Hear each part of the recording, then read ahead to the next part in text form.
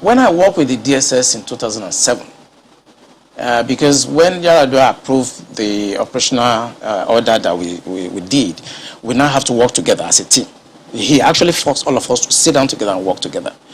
I was surprised at the tremendous amount of information had by DSS. I was shocked. We in DI, I was in Defense Intelligence Agency, and when they were forced to bring out the files, I was shocked. They have so much information at DSS presently as I'm talking about what I'm talking about. They have. But you see, if a fish is going to get spoiled, it's going to start getting spoiled from the head. The DSS will not do anything except the Commander-in-Chief's body language shows that this is the direction I want to go. That is where the problem is. The DSS has tremendous information. By the time 2023 is here and somebody take over and wants to undo some of this evil that I've seen in this country, you'll be surprised names that the DSS will bring out. They have the information. There's nothing I'm going to say here that they don't have.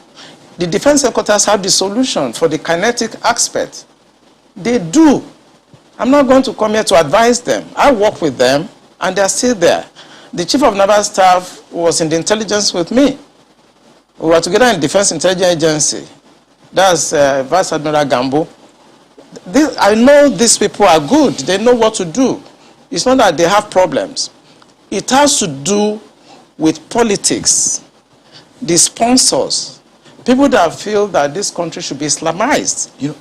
Assuming but not conceding that, that all of this is the case. So what is the end game? Because I imagine as a strategist, that's what you think about. So these things are happening. What is the end game? So why will this be allowed to fester? For what purpose? The end game for them, because we did, normally when you want to look at this type of challenges, what you do is that you go through what we call the intelligence circle. Okay?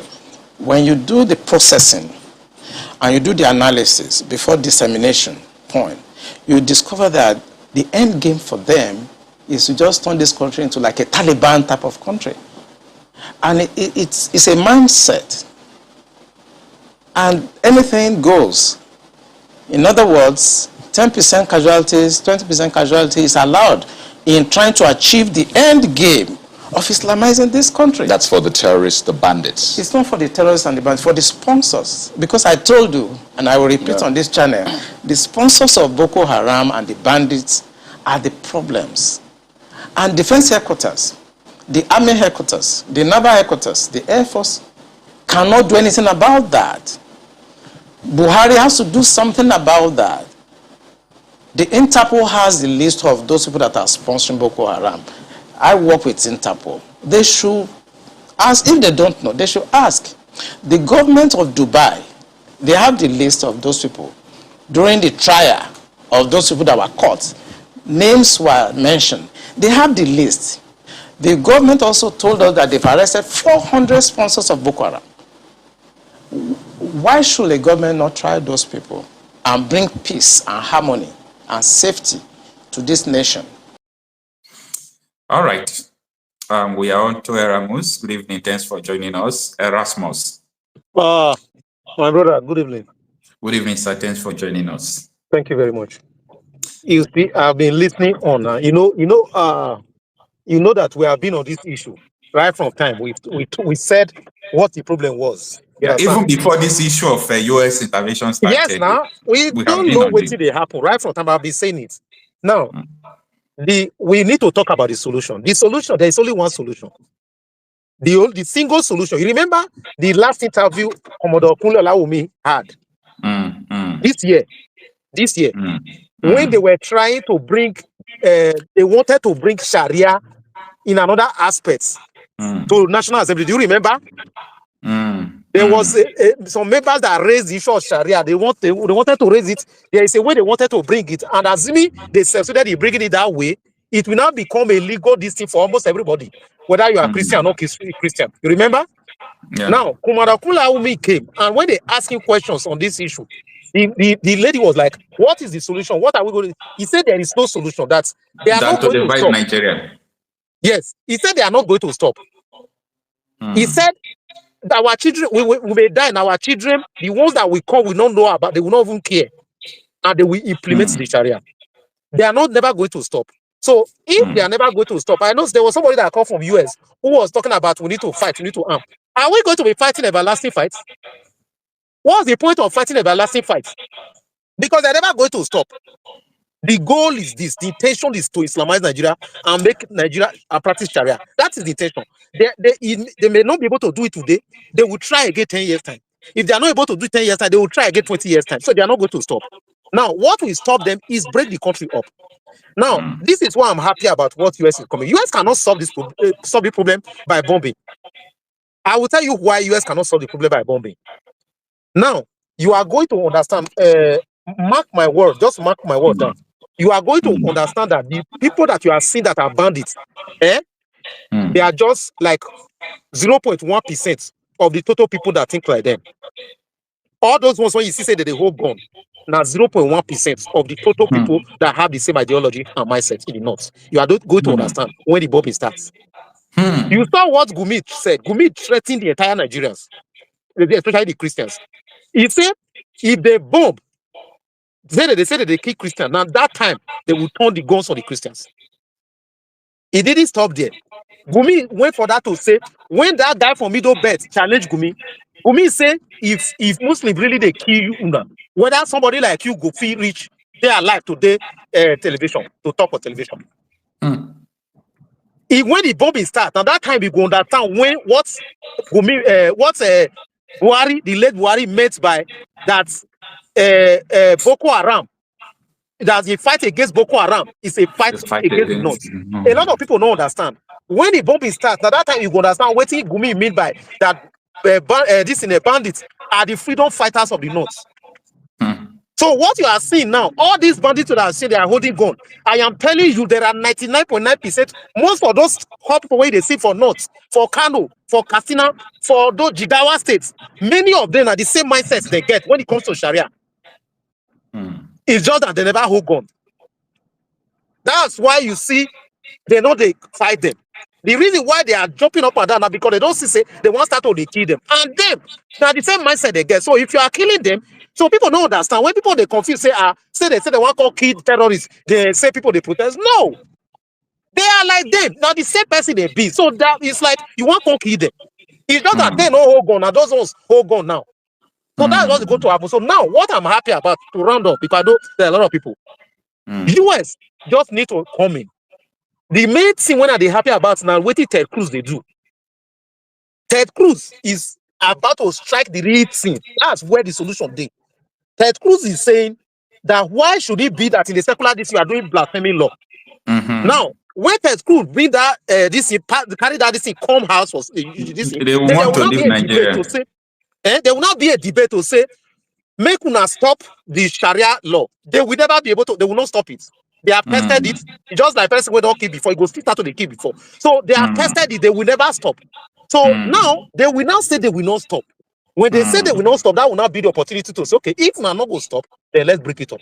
That is going to be the solution. The solution is to break it up. Now I told you how it can be broken up because people say how this is how it can be broken up. Now through this US intervention now will force them to decide to say, okay, make una practice secular this, no need for Sharia, but they don't go agree.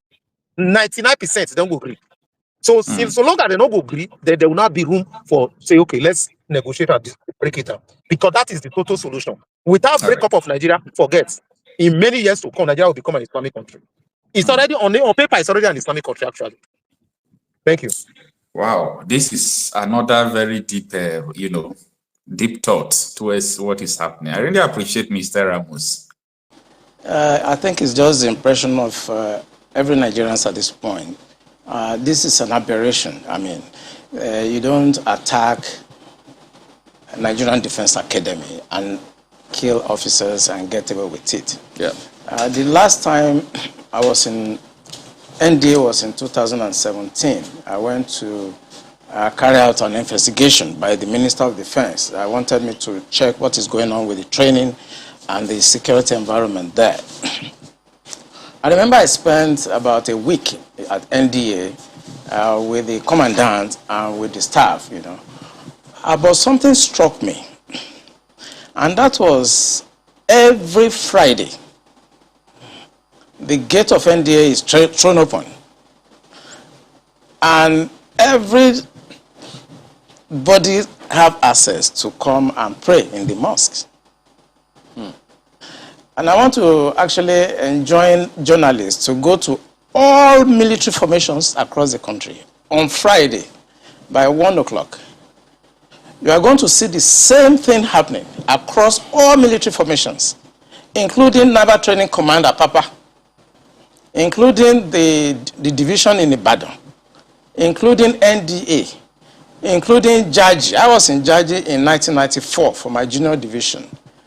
And every Friday, our gate is thrown open. And everybody comes in to pray in our mosques. Even though they have their mosque outside. If you go to defense headquarters, I serve at defense headquarters as the Deputy Director, Defense Administration between 2015 and 2017. Throughout my 2 years at defense headquarters, I received visitors only twice because of the strict security architectures at the defense headquarters. But every Friday, the gate of defense headquarters is thrown wide open for everybody to come in and do Jumat. That is the time the terrorists have the time to profile our security environment. Has that always been the case? It has always been the case. I've served the military intelligence for the past 35 years. It has always been the case. Our problem is religion and social-cultural. I mean, people will expect me to come here and start talking about kinetics, about operation and so on. I've been an operational commander all my life. I've commanded warships, I've commanded troops, I've commanded men outside Nigeria and so on. But I'm not going to come to your station to discuss kinetics. The problem is not kinetics. In 2017, 2016, I'm always a member of the Security and Intelligence Brief at the Defense Headquarters. I told them, General Lawrence Shakin then, that the challenge we have in this country cannot be solved the same way we solved the problem of Niger Delta. The Niger Delta problem was solved during Yaradua time, basically by me. And I told them that we can't use that same template for Boko Haram. I told General Lawrence Shakin to look at the center of gravity of the problem. And we all came together. I was made a member of the committee, including Atahiru that just died was a member of that committee in 2016, 2017. And we came to a conclusion after several arguments. The arguments were three. To identify the center of gravity of the problem, one group said it is the fighters, the Boko Haram fighters are the center of gravity, so we should go after them. Another group said the center of gravity of Boko Haram is Abubakar Shekau. So if you go after Abubakar Shekau, then the problem of Boko Haram will be solved. I took exception to the group. I said that is not the center of gravity of the problem of Boko Haram insurgency that we were having between that 2012 and 2017. And General Lawrence Shakin asked me, Olami, why are you giving problem? What is the problem? Give us the answer. And I told General Shakin that if I tell you the answer, you're not going to be able to solve the problem. He said, what is the problem? I said, the center of gravity of Boko Haram and insurgency in Nigeria are the sponsors of that program. It was beyond us. Because the job we need to do is kinetics. Fight, destroy places, resolve issues. Yep. But we cannot resolve issue of sponsors of Boko Haram that were in Buhari's government, that we know them. When you say we, who I was in the military intelligence. Okay. And the defense headquarters staff that I work with, they know. And that was why we couldn't pursue that aspect that could have resolved that problem. Because you need to arrest people. And recently, 400 people were gathered are sponsors of Boko Haram. Why is it that Buhari government has refused to try them?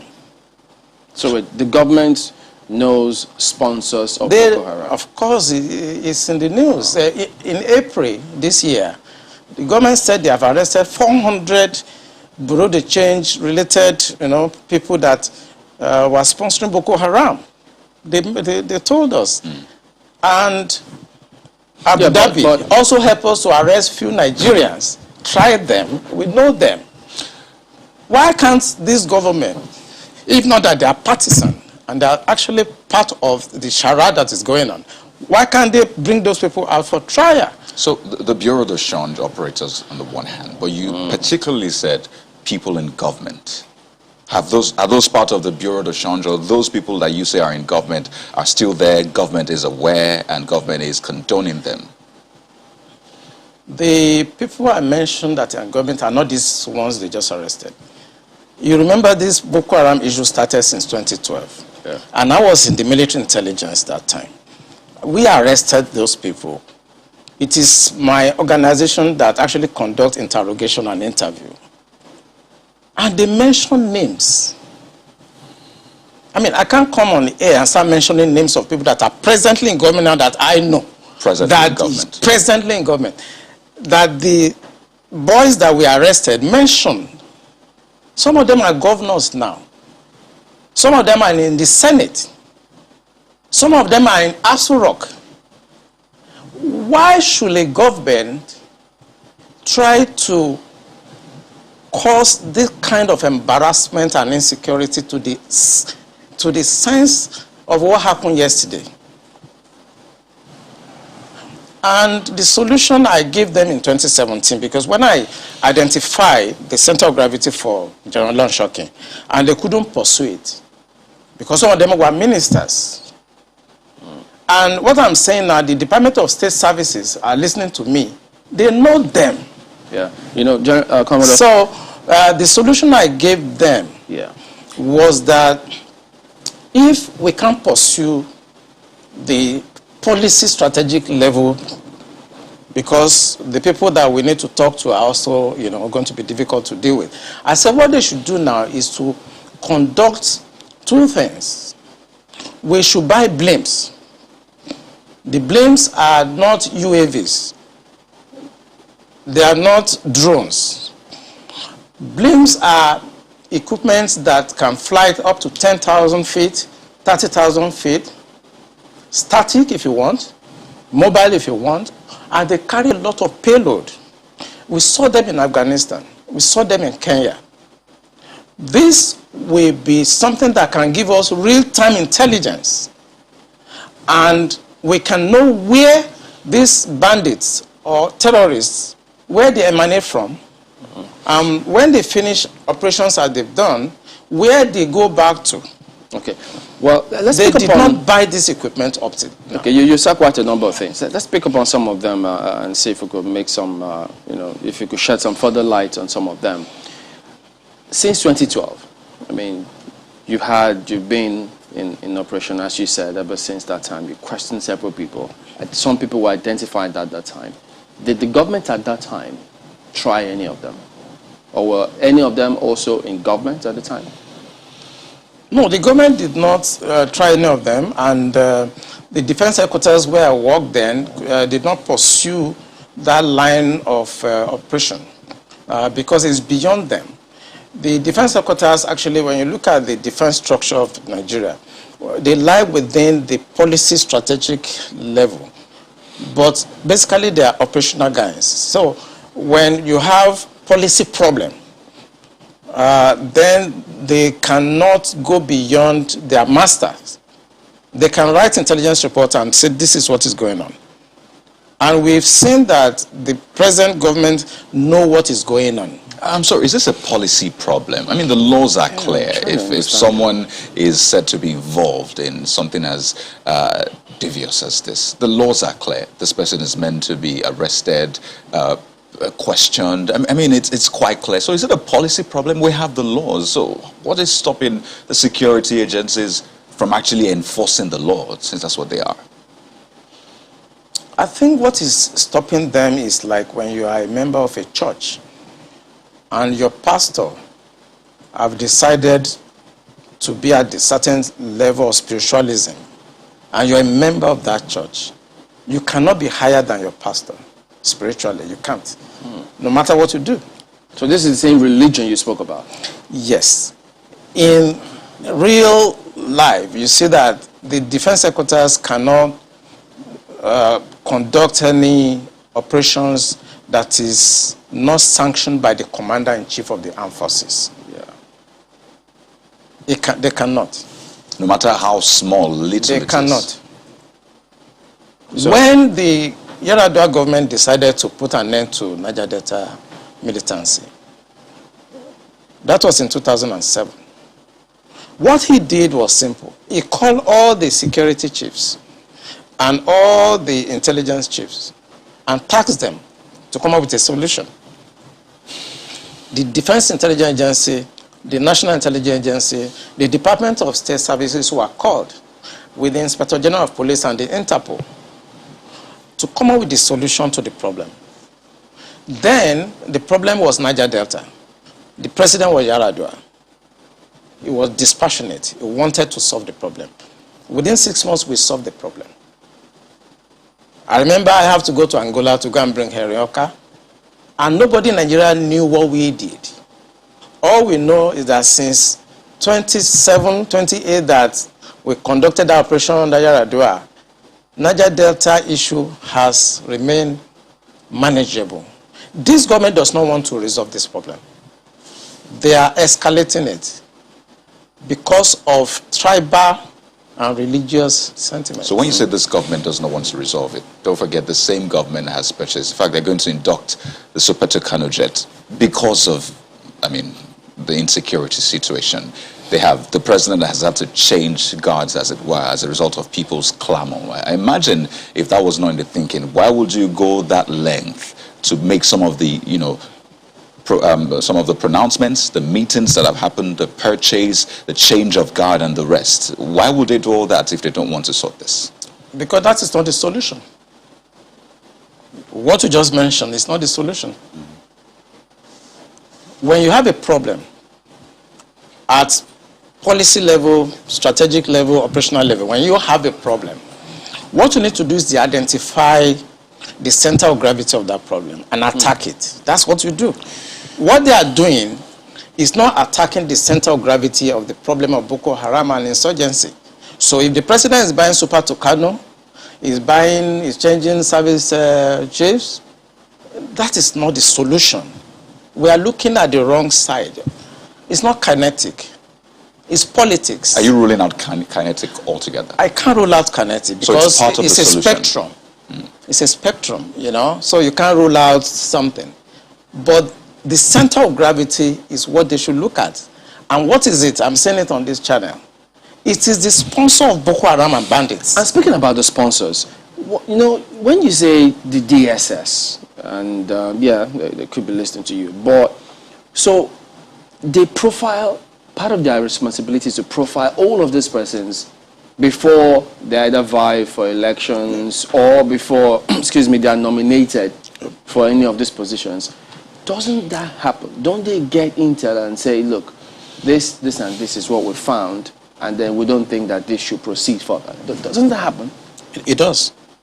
When I worked with the DSS in 2007, because when Yar'Adua approved the operational order that we did, we now have to work together as a team.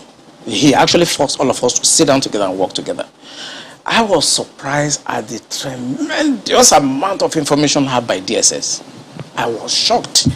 We in DI, I was in Defense Intelligence Agency, and when they were forced to bring out the files, I was shocked. They have so much information at DSS presently as I'm talking about what I'm talking about. They have. But you see, if a fish is going to get spoiled, it's going to start getting spoiled from the head. The DSS will not do anything except the commander-in-chief's body language shows that this is the direction I want to go. That is where the problem is. The DSS has tremendous information. By the time 2023 is here and somebody take over and wants to undo some of this evil that I've seen in this country, you'll be surprised names that the DSS will bring out. They have the information. There's nothing I'm going to say here that they don't have. The defense headquarters have the solution for the kinetic aspect. They do. I'm not going to come here to advise them. I work with them, and they're still there. The chief of naval staff was in the intelligence with me. We were together in Defense Intelligence Agency. That's Vice Admiral Gambo. I know these people are good. They know what to do. It's not that they have problems. It has to do with politics, the sponsors, people that feel that this country should be Islamized. You know, assuming but not conceding that, I mean, that all of this is the case. So what is the end game? Because I imagine as a strategist, that's what you think about. So these things are happening. What is the end game? So why will this be allowed to fester? For what purpose? The end game for them, because we did, normally when you want to look at this type of challenges, what you do is that you go through what we call the intelligence circle. Okay? When you do the processing and you do the analysis before dissemination point, you discover that the end game for them is to just turn this country into like a Taliban type of country. And it's a mindset.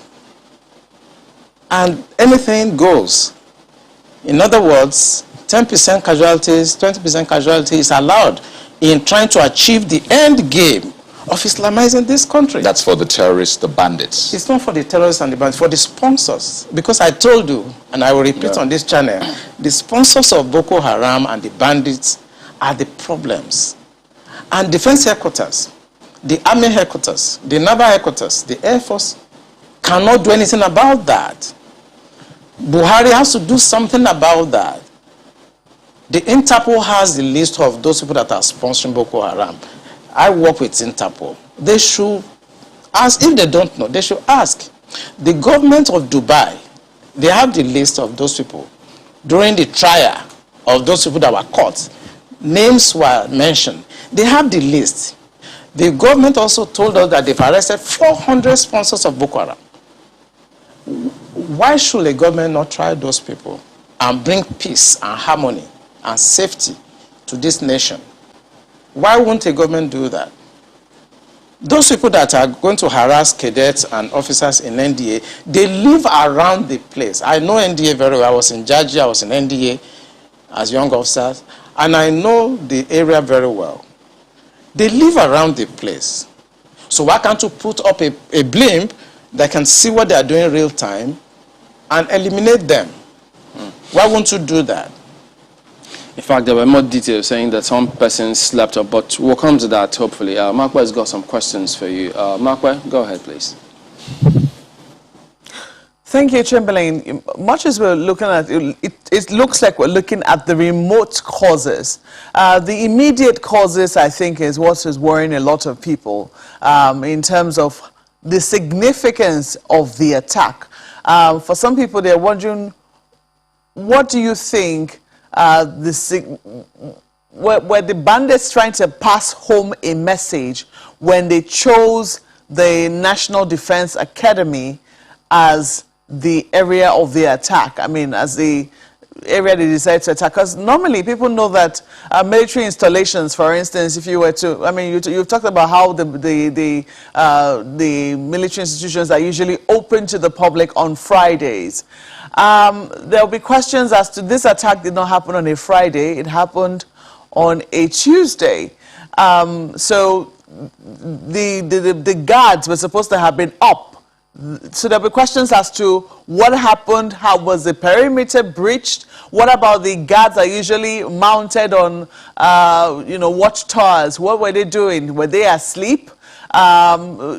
There'll be areas where there are CCTV cameras. What happened in those areas as well? There are huge questions around that. And then the significance, what gave these bandits the audacity, the temerity to be able to say, this is going to be the area we want to attack today?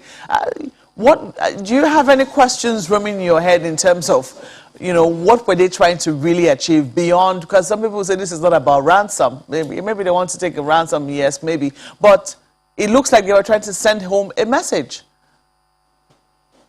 Yeah, thank you, Makwe. You just got it right. They just want to send a message. And this is what terrorists do. And what the Buhari government should do is to tag these people as terrorists.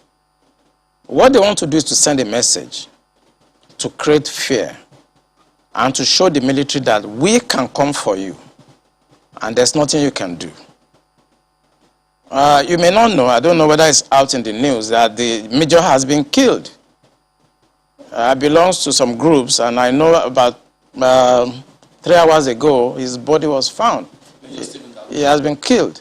So it's not about ransom. I just want to confirm to Makwe that she is right. It's not about ransom. They just want to pass a message. We can come in. We can do what we need to do. And there are some hardliners in this government that are sponsoring this kind of narratives.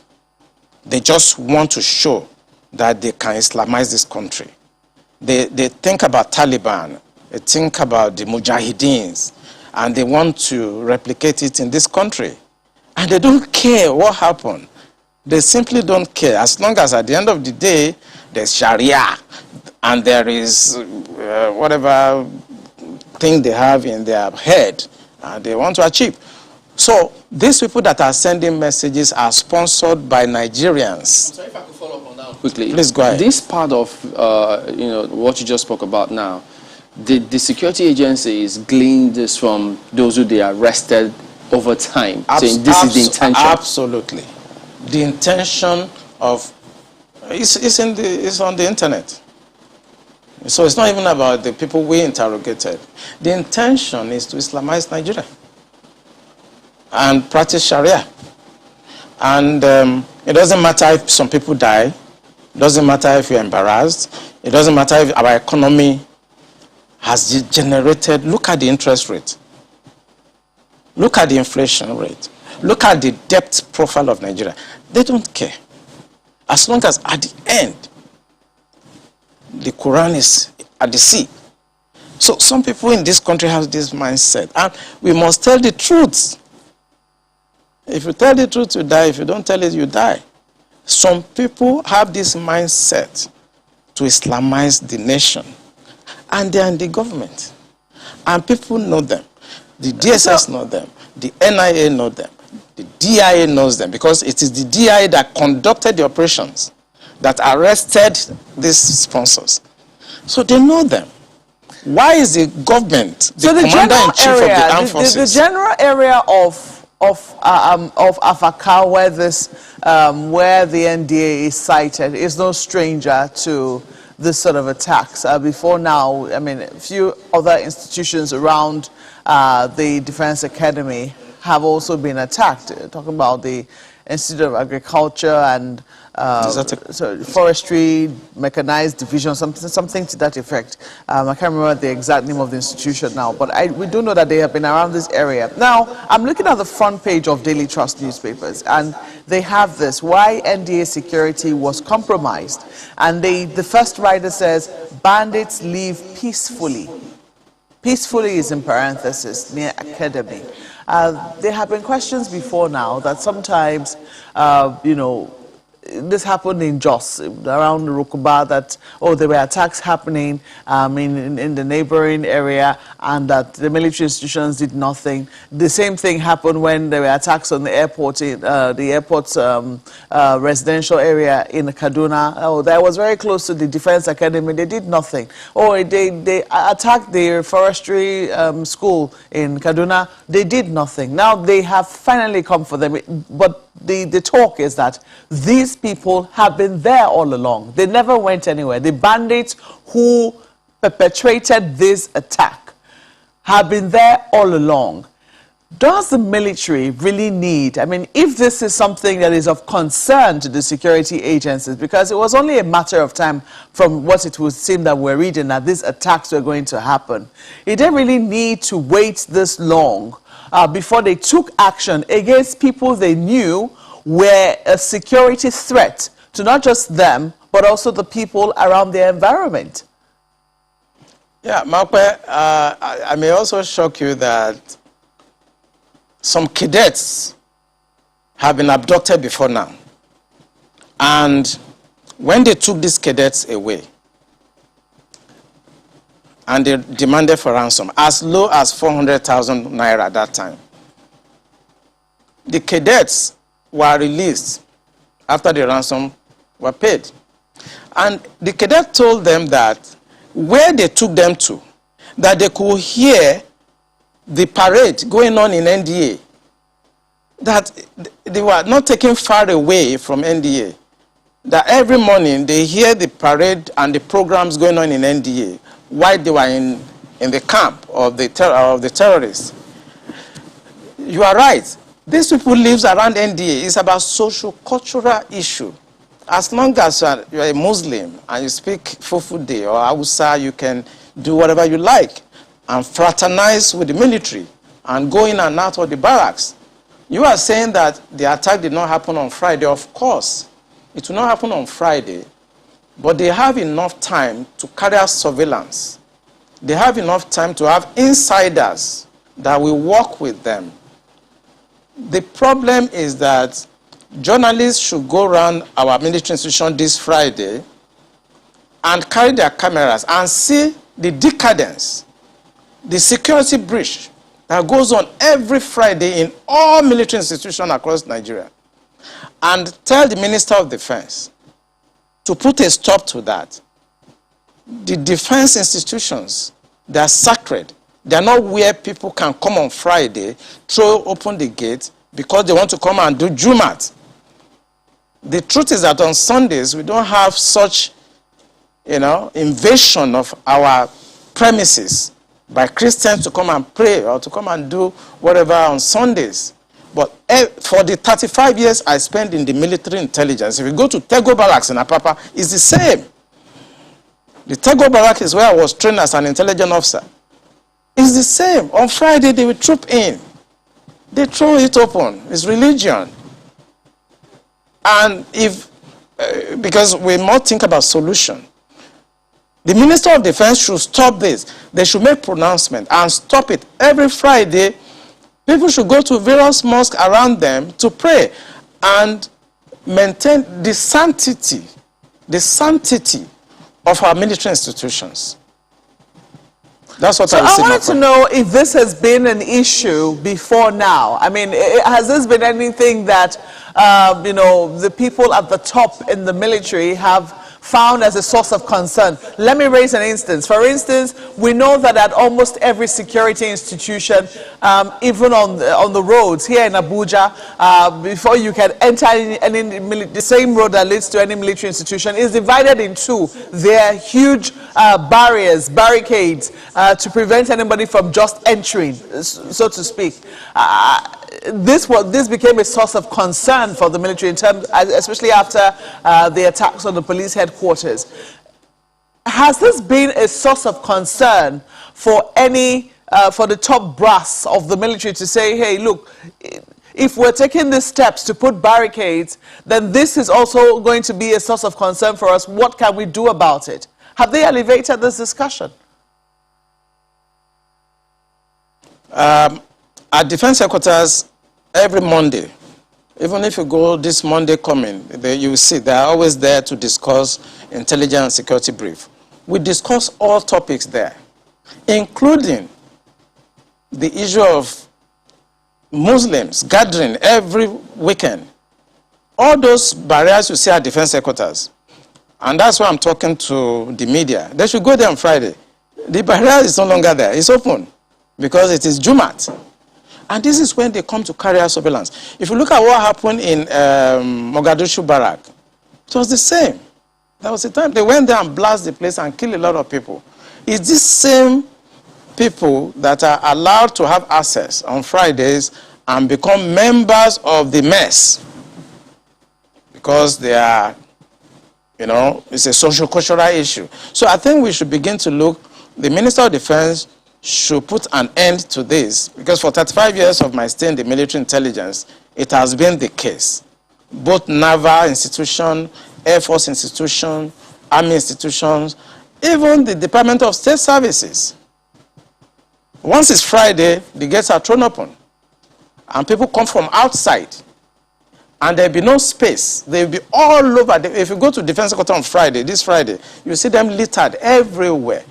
If I could just comment now. I mean, this conversation is usually quite tricky. I mean, people listening, some might take different perspectives to it, thinking, oh, is this a religious thing? Is this an ethnic thing? They ask, is it only Muslims you have in the military? Is it only people from this certain cultural, heritage that you have in the military? And I'd like us to tackle the issues. You have mentioned what you have called the core, as it were, of the problem. How do we tackle this without viewing it from a religious spectrum, an ethnic spectrum? Because you know well, Nigeria is quite, polarized across, these groups, ethnicity and religious. How do we tackle it without coming off as though you're inciting people, on those lines? You see, one thing I discovered in this country is that when it comes to religion, everybody is very sensitive. But the fact I have laid bare is from the experience of 35 years of military intelligence. So I'm not coming to the air to whip up sentiments, no. I have been in the system. I work with Abacha government. I work with Babangida government. I work with Abdul Salam. I work with Yaradua Obasanjo. As a core insider of operations, I belong to a group of people that you are not supposed to see, people that you are not supposed to hear. Because we have 3 classes of military officers. I belong to the wars group. I lost my family because my family does not have to know where I have been, where I have gone, and I cannot talk. I've seen Colonel Lu here, I've seen Stan Lambo. Some of us belong to that group that we are not supposed to be seen, and we are not supposed to be heard. The truth I'm telling you now is not about sentiments. Is that there are a group of people in this country that feels that this country should be Islamized. This is a fact. Except you want me to start mentioning names of people in this government that we have interrogated. I was a member of an interrogation team, and I've interrogated a very high-ranking member of this government in 2007, 2008 on the issue of Boko Haram. I interrogated him. He's in this government right now. And what was the issue? Boko Haram. And this senior officer was actually let go because he was found culpable. But right now he's in the government. You see, we must say the truth, because if you don't, this country is going down the precipice. We have been set back more than 60 years right now. We've gone back to the time before 1966 now. And whoever is coming back to repair this country has a lot of work to do. This country has never been polarized, so we cannot run away from it. We have never been this much polarized. I'm a federal person. My mind is federal. My brain is federal. My loyalty is federal. I do things for the federal government. So I cannot come here and try to be sentimental. No, I'm a federal person. So will your life be at risk now that they're hearing you? I don't care. I don't care. And my colleagues, they know me. Those people that are listening to me, they know me. I don't care. The issue is that this country is bigger than an individual. That is the issue. This country is bigger than individuals. Buhari will come and go. Eliminating me or killing me will not solve the problem and will not add value. But he will come and go. And somebody must come and repair the damage to the psyche of this society, the damage to the polarization, to the nepotism that I've never seen in my life. I work with all these presidents. This is the worst situation I've found myself. And believe me, Internet does not forget. I was part of the people that helped to bring Buhari to government because I believe in him. Have you worked with the government after that? After you helped bring the government? Oh, of course, I worked with him. We brought him in 2015, and I work as the Deputy Director of Defense Administration. And we have a lot of hope in him. And we actually are ready to do anything for him. What he has turned out over the years is shocking to us. I was in Harvard in 2014, in December, when the Department of State Services and CIA and others were contemplating about Buhari and other aspirants.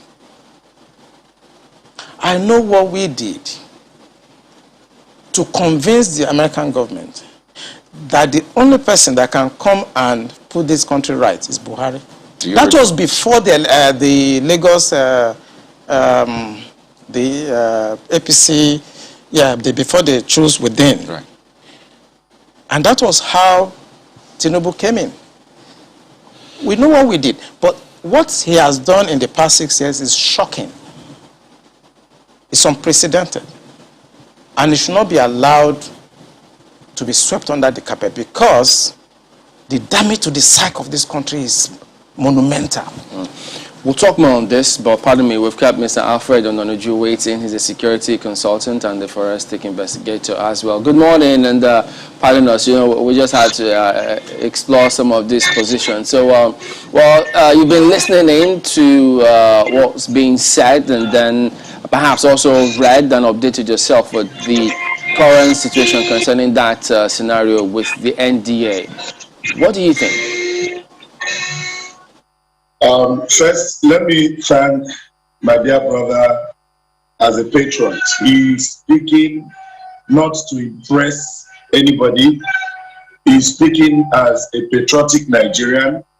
He's also expressing his experience at times in service to Nigeria as a nation. May I also condole with the families of the officers and men that were brought down during this attack. It's pathetic. To say it's unfortunate is to make light the issue of what is happening to us as Nigerians and what is happening to Nigeria. The least of our aspirations and expectations was to find ourselves where we currently are, as a people. It's worrisome that there has been this, unseriousness about tackling the identified threats. And I believe that one of the solemn pledge of any officer is to protect the territorial integrity of our country. Now, when these territorial integrities are being flagrantly held with contempt and invaded with impunity, I think something must have given way. And there doesn't seem to be a response, a measured response to some of these threats as expected from people under oath, from people who have sworn to protect and defend the territories of Nigeria. Having said that, frankly, I want to thank you for allowing the veteran to just take us down the line. And I think he's been one of the most courageous Nigerians I've met in my entire life. So I give you my compliments, sir. We are worried. I'm a father, I have children, and I'm sure most families are concerned. When you put it side by side with the stories coming from the Middle East, particularly the Afghan story, the invasion of the Defense Academy is a signature too loud. It's something that we do not have an explanation for. And I expect that a couple of things should happen. One of which is that I think the National Assembly, if they are not compromised, should look at the options of impeaching the president. I'm sorry, I'm an APC member, but I think when it comes to the safety of the land, too many things have happened, and they're becoming too frequent that if anyone that truly loves Nigeria is not angry or upset, then the person must be a hypocrite. The person must be a saboteur. Secondly, I also feel that the structure of the Nigerian security should be reviewed.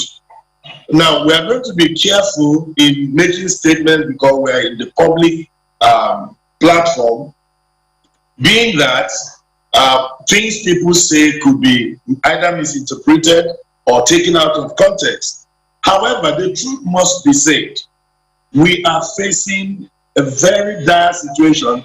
From a criminal intelligence perspective, it is very unhealthy for a nation of over 200 million, and with the strength of army that is in excess of possibly 200,000-300,000 to sit, watch as these people invade our space. And you know, Mr. Nnamdi, pardon me, if I can jump in as well. I mean, you were right when you said they could misinterpret certain things. In fact, they could even misinterpret your call because, I mean, you're a security person and you're talking politics to the National Assembly. So let's leave politics for them to do what they have to do in politics. But speaking about security, now that this has happened, of course, they'll tell us there'll be investigation.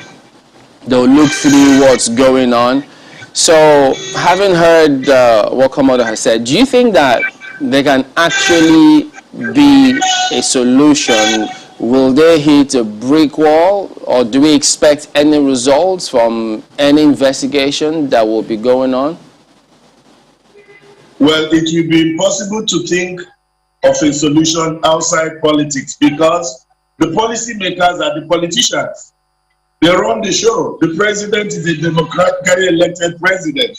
So he depends on not only his political interests, but also structures of the government, which is under the authority of political establishments. So the solution will come from two ways. First is that we have to, like General said, we have to identify where the problem is coming from. And he captured it very well. We are suffering from ethno-religious invasion of the establishments. When we eliminate the unbearing influence of religion and ethnicity in our systems, then I think we begin to promote patriotism. Now, patriotism can never thrive when religious and ethnic superiority, is in front of the banner. So we need to, first of all, look at the moral engagement. We need to come back to the table. And I think this preference to those who are crying and calling for restructuring in the country, because where we are, it favors a section of the religious interest more than the other. So what we're going to see is a systemic elimination of each other from the two ends, and then it will boil down to ethnic conflict. Because when you kill somebody that is a Muslim, he comes from an ethnic group, maybe he's a Fulani, or he's Hausa, or he's Yoruba, or Igbo Muslim, then it will trigger a chain of reactions. Now, if you kill a Christian, like the major that was taken, I understand he has a Christian background. So connotations and all kinds of innuendos and all kinds of things will be coming in. So we are sitting on a dangerous platform. The solution for... Pardon me to jump in on this. On the lighter note, there's a problem that came from me, actually. I mistakenly called you Ononuju instead of Ononugbo, and thank you for understanding that it was an honest mistake. That's okay. Thank you for that. Well, let me bring it back to Komodo. Looking at the narrative out there, they got in by 1 a.m.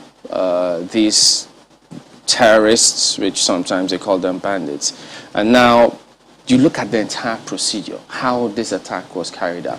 And then they also said that those who were supposed to be manning the CCTV were sleeping at that time. So if you look at all this chain of events, what does that tell you? Yeah, I think, when you come to tactical operations, the most important element for us is surprise. It doesn't matter whether they slept off, whether the people that are supposed to be... at that time, 1 a.m., they know that they can achieve the element of surprise. Even if after 30 minutes of their invasion of that environment, it will take a lot to be able to respond to such an attack. So don't start looking for who to blame or who to... It's just with the view to correct some of these things. Are they supposed to be sleeping in the first place, manning CCTV cameras? For an attack, I've conducted attack in Niger. I've conducted attack in Angola. You see, no matter how fortified an environment is, no matter how foreign it is, if you can achieve the element of surprise, you win. I know NDA very well. I know the security architecture. Even if by that time, 1 a.m., they want to respond to that, I know the process. The weapons are in the armory. You need to go and open the armory and start signing. The bandits is not going to allow that to happen. They continue to fire and continue to follow up. And you cannot respond. Any response, you are going to be caught by bullets. So it's not about what happened at 1 a.m. Gentlemen, it's about what has been happening for the past 2 years, 3 years, where these people have been having access, unfettered access to NDA. So and they carry out their surveillance, and they know the right time to strike. It's about 2-3 years back. It's not about now. So anybody that wants to investigate this issue should not look at now. They should look at what has happened in the past 2 years, 3 years, how porous the place has been, and try to mitigate it. Two issues I'd like to quickly raise. First, do you also agree with the theory of insider collaboration for this to have happened in such brazen manner? Absolutely. Absolutely. There's no... we do operations like this too. And there's no way we can succeed without somebody inside. We must compromise somebody inside, either through blackmail or through incentives. Maybe we give money, or we blackmail the person, or we try to indoctrinate that person. We can't succeed without an inside person. And this attack you saw has insiders collaboration. I've investigated cases like this over the years. And I know 60% of the time, when you send an attack like this, there's an insider there. So until that insider is fished out, we might have this sort of attack again and again. It will always happen. There will always be insiders.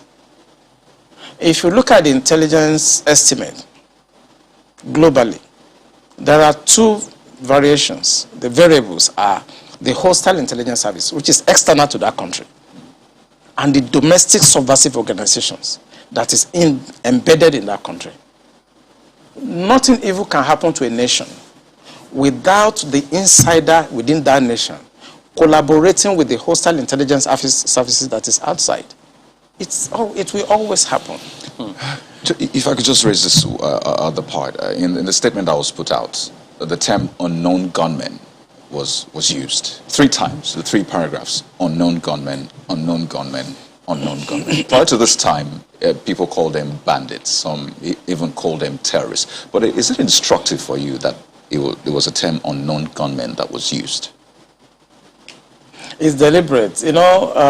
I'm sorry to say that the media is part of our problem. No, I'm talking about the statement from the academy itself, actually. The academy also have to use that word to avoid reprimand from the higher authority.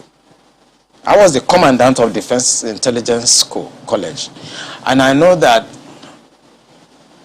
at that time there are things I cannot say.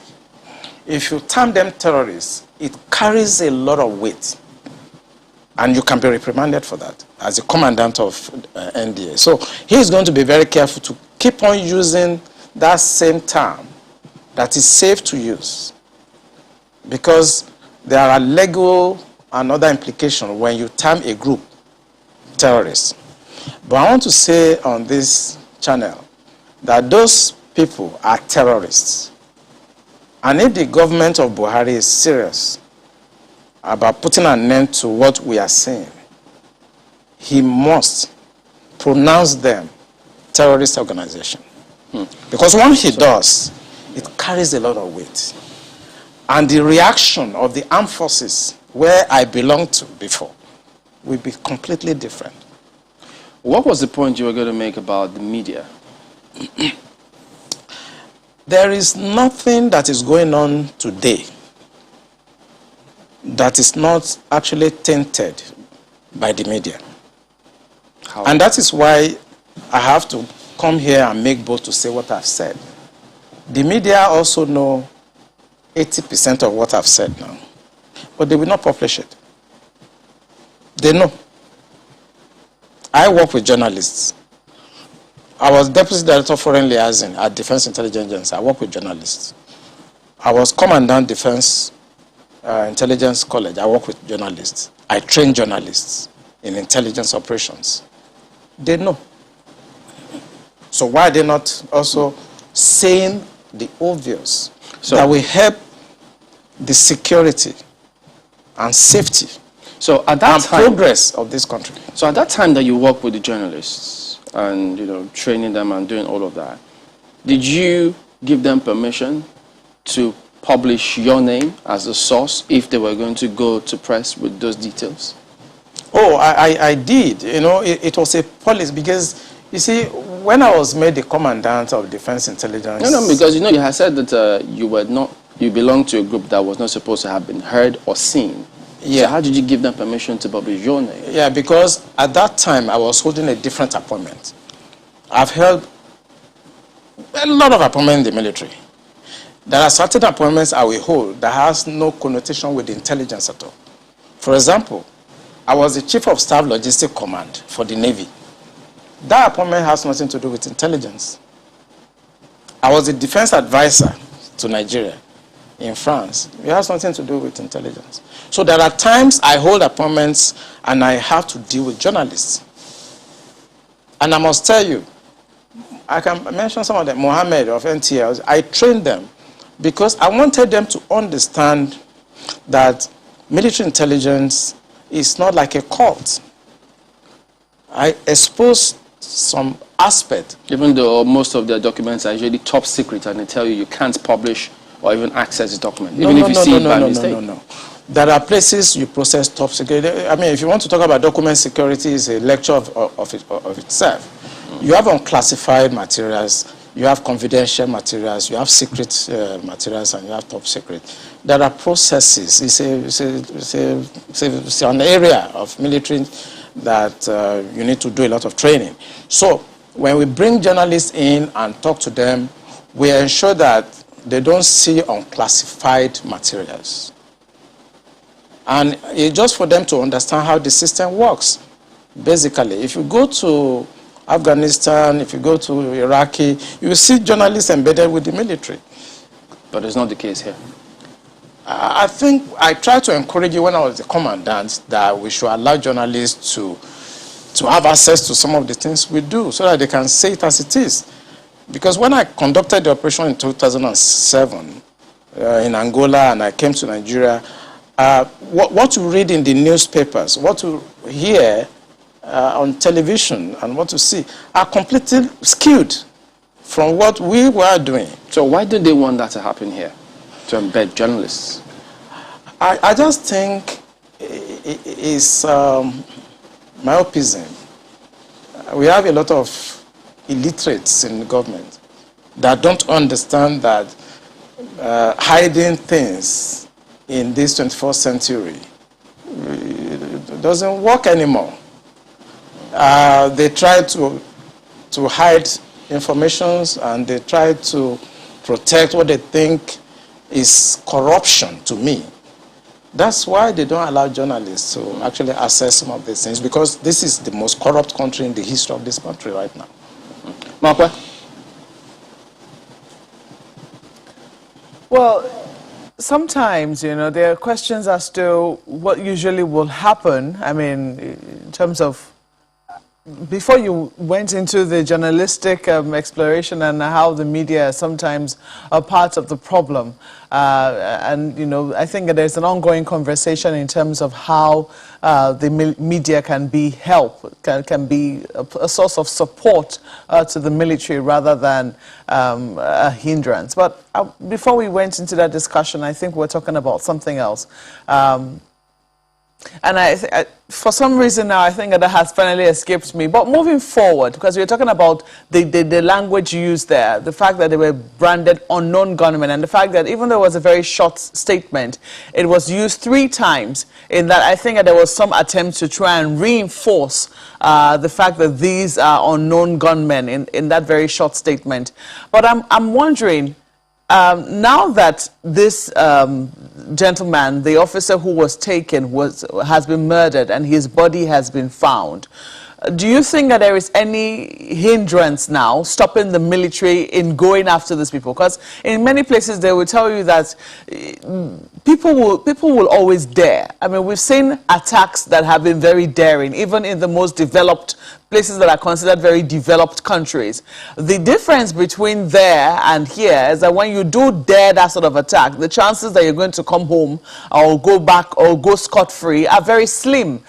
Here we are yet to see how directly the people who committed an offense directly are, you know, brought to book or do not go home and get away with it.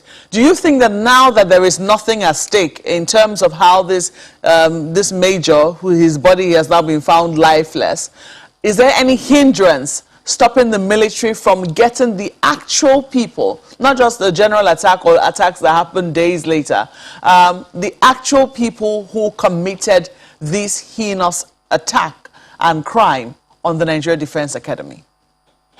Yeah, I think they're going to get them.